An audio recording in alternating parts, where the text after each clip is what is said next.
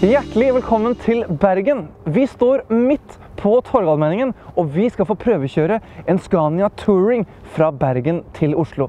Og nå tenker vel du, ja, men har ikke du prøvekjørt Scania Touring før?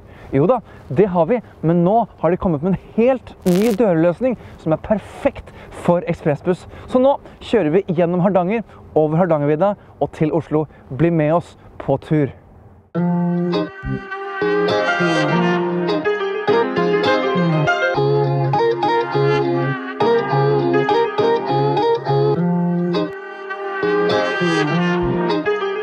Start it up.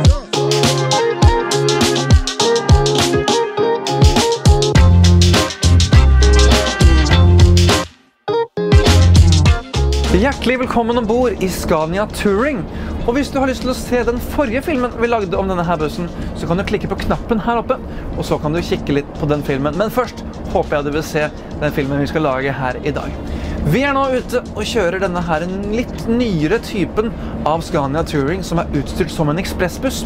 Denne bussen er utstyrt med en DC13-motor. Den har 490 hestekrefter på slagvolum på 13 liter.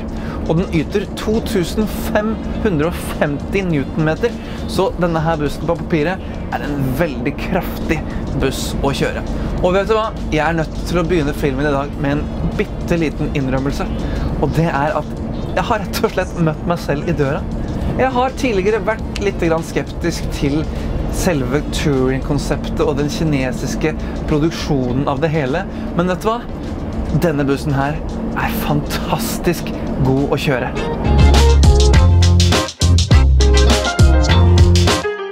Drivlinjen på denne her bussen er vanvittig behagelig å kjøre, og fjæringene er altså som støpt til veien. Du sitter altså klistret til veioverflaten, og det er nesten umulig å få en krenging i bussen. Vi har kjørt over noen voldsomme humper på veien, men bussen flyter elegant over mye bedre enn mange av konkurrentene på markedet. Det jeg kan trekke ned på førerplassen i bussen, det er at jeg føler at jeg sitter gjemt bort inne i et lite hjørne. Denne stolpen her liker jeg virkelig ikke. Den tar mye av sikten til min venstre, og jeg har akkurat den samme stolpa på høyre side. Så når jeg skal inn og ut av rundkjøringer, så må jeg bruke blikket veldig fysisk for å komme igjennom rundkjøringene, for å se hva som kommer fra høyre og venstre. Så vi vet jo det at det kommer til å komme en ny modell av Touring i løpet av en eller annen fremtid. Og vær så snill å gjøre noe med disse sidestolpene, for de tar mye sikt. Men utover det så har jeg veldig godt syn fremover. Jeg har veldig funksjonelle vidvinkelspeil. Jeg synes at hovedspeilene kanskje er litt smale, ellers så er de jo veldig funksjonelle og greie å bruke.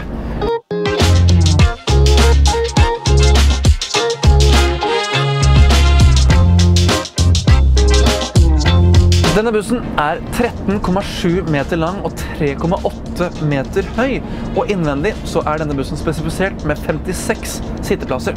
Denne bussen er eid av Norsk Scania, men den er kundespesifisert og skal gå til JVB, og den skal gå på ekspressbusskjøring mellom Lillehammer og Bergen for Norway Bus Express.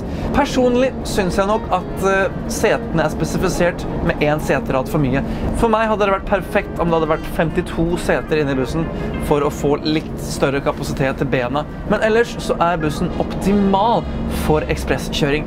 Her har endelig Higer-fabrikken i Kina klart å bygge en bakdør, sånn at du får enormt mye bagasjeplass under bussen. Og det er genialt når du skal på fjelltur fra Bergen til Lillehammer eller videre til Oslo, og du kommer ikke til å få problemer med bagasjeplass i det hele tatt. Og en annen ting Higer-fabrikken har gjort er å flytte sikringsskapet fra passasjersiden av bussen over til andre siden, og dette gjør at du faktisk får en halv kubikk ekstra bagasjeplass.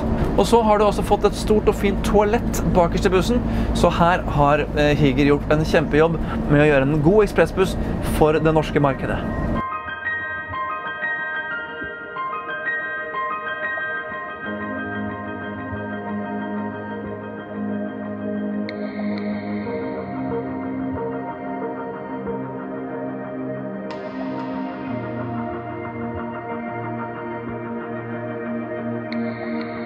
Nå skal vi opp gjennom noen fantastiske hårnålsvinger her på Vestlandet, og jeg må jo si det at når vi kjører på disse her små krokkeveiene her borte, så oppfører bussen seg fortsatt vanvittig godt. Og jeg vil si det at girkassen på denne bussen, som er en 12-trinns Opticruise, er vanvittig god.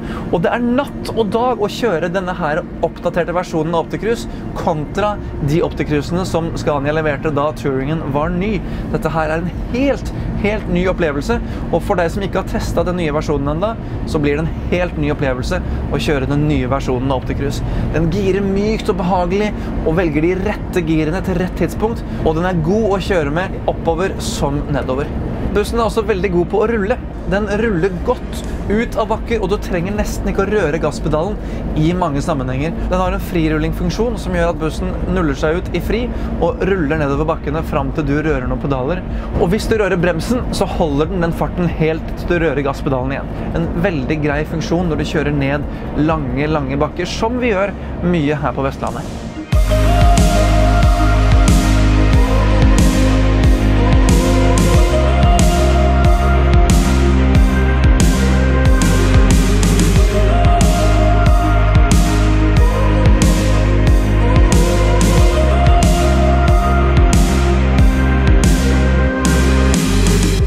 Førerplassen er for så vidt helt ok, men jeg synes den er litt trang.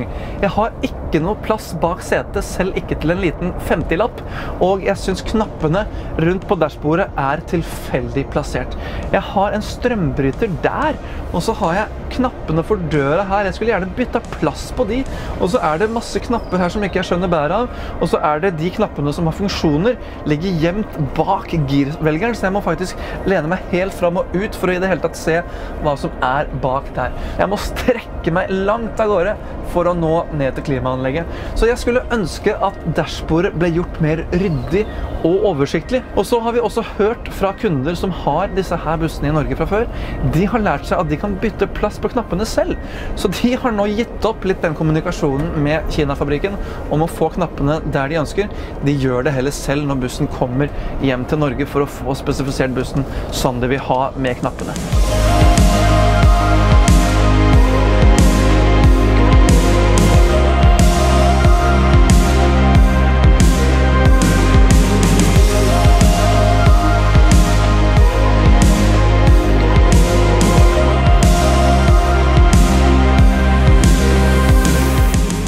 Vi er nå ute og ruller på riksvei 7 i Hardanger, og dette her er en utfordrende vei å kjøre på, spesielt et stort kjøretøy som buss. Og her er det altså så smalt visse steder at du er nødt til å rygge om du møter store kjøretøy. Og det gjør du veldig ofte her, spesielt på sommeren. Da har du jo turistbusser, og du har alt ifra bobiler, og selvfølgelig også tungtransporten med lastebildrift. Så her er det veldig viktig å ha et kjøretøy som du er godt vant med, og som du har god sikt og oversikt ifra. Og jeg må si det at jeg føler meg ganske trygg når jeg kjører denne her Scaniaen på disse veiene. Nå fungerer speilene sånn at jeg ser det jeg trenger å se, og jeg har god utnyttelse av vidvinkelspeilene på sidene, sånn at jeg ser eksakt hvor mye plass jeg har til og fra hjørnene. Jeg har også en skjerm her nede hvor jeg kan koble inn ryggekamera, sånn at jeg også ser hva jeg har bak meg om jeg skulle måtte begynne å rygge på disse små veiene.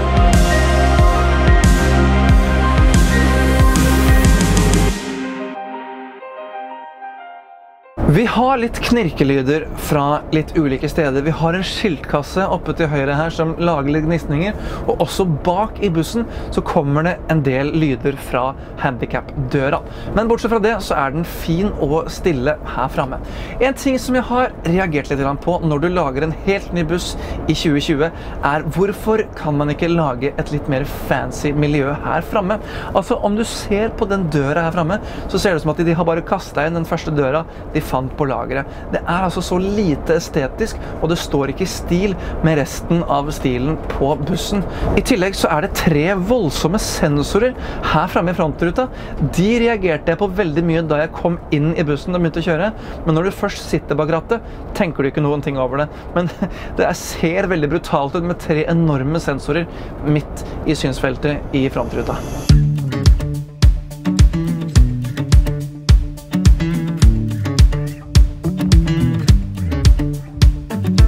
Når jeg trykker på bremsen for å holde hastigheten ned en bakke, så synes jeg av og til at den kan rykke litt og være litt usikker på hvilken hastighet den skal velge på vei ned. Vel, kanskje bare en bagatellsak, men jeg har merket litt på det nå i dag, og det er noe som jeg reagerer litt på. En annen ting, når du slipper gasspedalen og ruller ut og legger gasstrykk igjen, så hender det at den hopper litt inn i akselerasjonen igjen, sånn at selv om jeg legger foten fjærlett på pedalen, så kan du risikere å få et lite rykk når du skal opp i hastighet igjen. Det kan være at jeg er prinsessen på erten, men det er småting som jeg har sittet og tenkt på i dag når jeg sitter her og kjørt. Og så kan jeg vel ikke akkurat si at denne mikrofonløsningen her er min favoritt.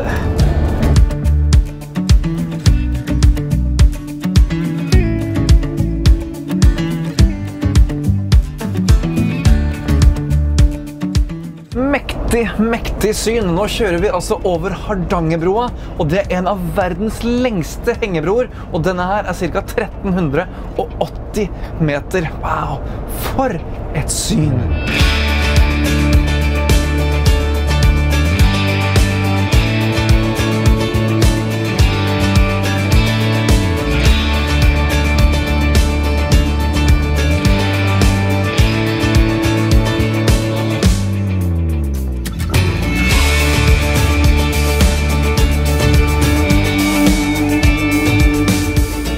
Vi har nå møtt vår overmann, Kong Vinter. Det er nemlig sånn at det å kjøre i Norge, det kan by på utfordringer av ulike karakterer. Vi har snakket om smale veier, men vi kan også møte stengte veier. Så nå har vi kommet til Hardangervidda. Vi har kjørt opp de små, smale veiene opp gjennom Måbudalen, og her står vi altså helt stille. Vi venter nå på følgebil. Vi skal nå kjøre kolonne over Hardangervidda. Litt spenning må vi ha i hverdagen. Skal du ha meg først, eller? Ja, nydelig. Da har vi fått klarsignal til å kjøre over fjellet, og vi er i en, ikke noe veldig stor kolonne. Vi er oss, og så er det en varebil som ligger bak oss. Det er veldig våt snø, det som kommer ned, så enn så lenge så er ikke føreforholdene så skumle. Men jeg mistenker at det blåser på toppen, og at det fokker inn snø i veien. Jeg tror det er det som gjør at kolonnen går i dag. Nå skal vi virkelig få teste Scania Touring her på fjellveiene i Norge.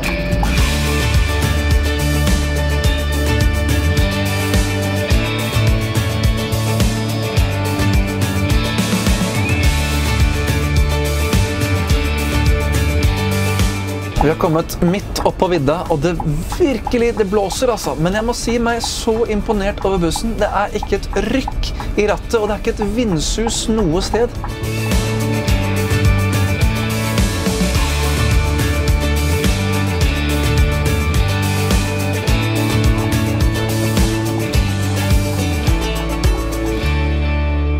Jeg må si det står stor respekt til de som arbeider med å holde norske fjellveier åpne. Det er en vanvittig jobb de gjør, og de er ute i all slags vær og føre, så tusen takk til alle som holder Norges veier åpne. En ting jeg kan nevne i farten, det var at nå frøys vindusviskerne våre, og i frontruten så har vi varmetråder som går altså loddrett helt fra toppen av ruta og helt ned. Og det er jo egentlig en fin effekt. Nå kan jeg forresten skru av nødblinken etter kolonne. Det er egentlig en fin effekt, men jeg synes disse her varmetrådene faktisk generer meg litt. Jeg ser de veldig godt, og spesielt når vi kjører i mørket, så reflekterer lyset, de brytes i varmetrådene, og på filmspråket kaller vi det for lens flare, når du får disse her stripene, lysstripene som går midt i synsfeltet. Så jeg synes de nesten plager meg litt når det er mørkt ute, og vi for eksempel møter bil eller kjører under gatelys eller i tunnel. Så jeg vet ikke helt hvor fan jeg er av de varmetrådene, men de er nå der.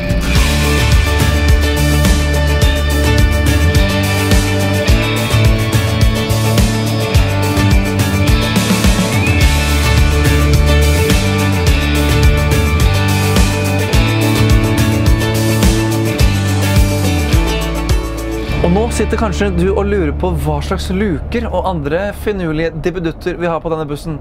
Og det skal Tom vise deg nå i Toms tekniske hjørne.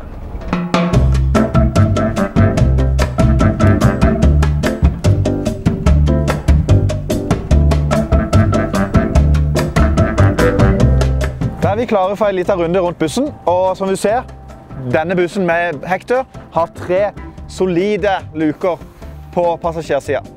Og det gjør jo alt mye enklere når du stopper langs veien og skal laste bagasje eller dele ut bagasjen igjen. De to fremste lukene er parallelluker, og de har manøvreringspanel, slik at du kan styre det fra inne på førerplassen, eller du kan trykke på en knapp her ute og lukke luka. Rullestolheisen i Touringen er plassert likt på både den med midtdør og den med hekkdør. Den er plassert i en kassett over boggihjulet, og er egentlig relativt enkel å manøvrere. Så har du to knapper. Det er egentlig alt du trenger å styre med. Enkelt å styre heisen opp og ned. Dette er det geniale med bussen. Hekkdør, som har vært etterspurt i flere år. Og det gir en god mulighet til å kunne utnytte lasterommet maksimalt på disse bussene. Her har du toalett også plassert oppe bak. Og du har da rullestolplassen bak sammen med rullestolheis over boggihjulet. Jeg vil nå ha ønsket at de kunne plassert rullestolheisen slik som de har gjort på Man Lion Coach, der du har plassert den over forhjulet. For det er viktig på en buss, uansett om det er 3-aksler eller 2-aksler, er å få en grei vektfordeling. Og her har du mye vekt bak i bussen. Også på førersiden har du 3 store luker. De 2 fremste er elektriske, og den bakerste er som på motsatt side, manuell. Her er vel egentlig den mest snodige løsningen som jeg har sett på en buss noensinne. Her har du også en stor luke med NATO-kontakt og 2/3 av et batteri. Mens skal du komme ordentlig til batteriene og resten av batterirommet, så må du åpne en liten luke frem forbi der. Og den må du ha firkantnøkler til, mens denne luka her har enkelt håndtak. Dette var min tekniske runde rundt bussen. Nå setter vi oss bak rattet, og så ruller vi videre mot Oslo.